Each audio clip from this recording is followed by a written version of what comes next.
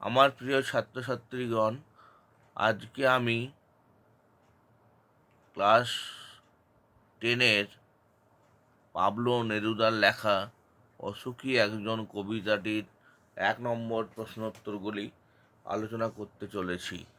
যে প্রশ্নোত্তরগুলি 1 নম্বরের এবং এইগুলি 15 থেকে 20টি শব্দের মধ্যে লিখতে পারলে ভালো হয়। এখন আমরা উত্তর ভিত্তিক প্রশ্নোত্তরে চলে যাচ্ছি। 1. আমি তাকে ছেড়ে দিলাম, আমি কে? নবারুণ ভট্টাচার্য অনুদিত, পাবলো নেরুদা রচিত অসুখী একজন কবিতায় আমি বলতে কবি নিজেকে তথা কবিতার কথককে বুঝিয়েছেন। 2. কবির অপেক্ষায় কে দাঁড়িয়েছিল?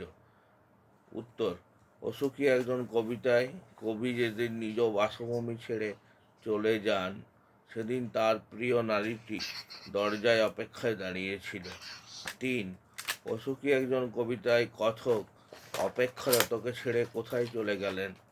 উত্তর: পাবলো নেরুদার অসুখী একজন কবিতায় কথক দরজায় অপেক্ষারত প্রিয়জনকে দাঁড় করিয়ে রেখে বৃহত্তর স্বার্থে দূর থেকে দূরে কোনো এক স্থানে চলে গেলেন। 4. অসুখী একজন কবিতায় কবির পায়ের দাগ কিসে ধুয়ে দিয়েছিল? উত্তর: নেরুদার অসুখী একজন কবিতায় পায়ের দাগ বৃষ্টিতে ধুয়ে গিয়েছিল। স্মৃতির মলিনতা অর্থে উপমাটি ব্যবহৃত হয়েছে। 5. তারপর যুদ্ধ এলো। কোন কবিতার লাইন? যুদ্ধ এলো এর অর্থ কী? তারপর যুদ্ধ এলো এটি অসুখী একজন কবিতার পংক্তি। এখানে যুদ্ধ এলো বলতে বোঝানো হয়েছে কথকের দেশে যুদ্ধ শুরু হলো, আর মানুষ, শহর ও জনপদ সব জলে পুড়ে ছারখার হয়ে গেল। 6. শিশু আর বাড়িরা খুন হলো। শিশু আর বাড়িরা খুন হয়েছিল কেন? অসুখী একজন কবিতায় কবি যুদ্ধের পরিণতি স্বরূপ শিশু ও বাড়িদের খুন হওয়ার কথা বলেছেন।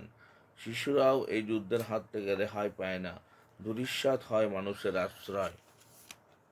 7. অসুখী একজন কবিতায় দেবতারা কোথা থেকে টুকরো টুকরো হয়ে উল্টে পড়েছিল? উত্তর: অসুখী একজন কবিতায় যুদ্ধের অভিঘাতে 1000 বছর ধরে ধ্যানে ডুবে থাকা দেবতারা মন্দির থেকে টুকরো টুকরো হয়ে উল্টে পড়েছিল। 8. অসুখী একজন কবিতায় যুদ্ধে কবির বাড়ির কী অবস্থা হয়েছিল? উত্তর: অসুখী একজন কবিতায় যুদ্ধে কবির স্বপ্ন ও স্মৃতি বিজড়িত বাড়িটি ভেঙে গুঁড়িয়ে আগুনে পুড়ে ছারখার হয়ে গিয়েছিল। 9.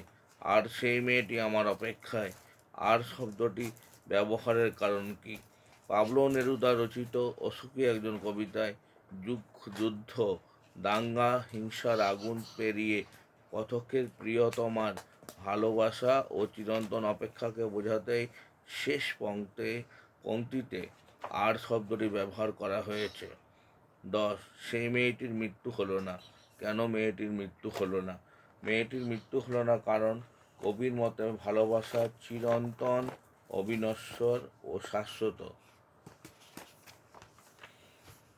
ঠিক আছে বন্ধুরা, এই পর্যন্ত ছিল আমার অসুখী একজন পাবলো নেরুদা রচিত যে কবিতাটা আছে তার 1 নম্বরের প্রশ্নোত্তরগুলি। আশা করি তোমাদের কাজে লাগবে। তবে একটা কথা বলে দিই, কোনো মতেই কিন্তু তোমরা এগুলিকে চরম বলে ভেবে নিও না। পুরো কবিতাটি ভালোভাবে পড়ে বুঝবে।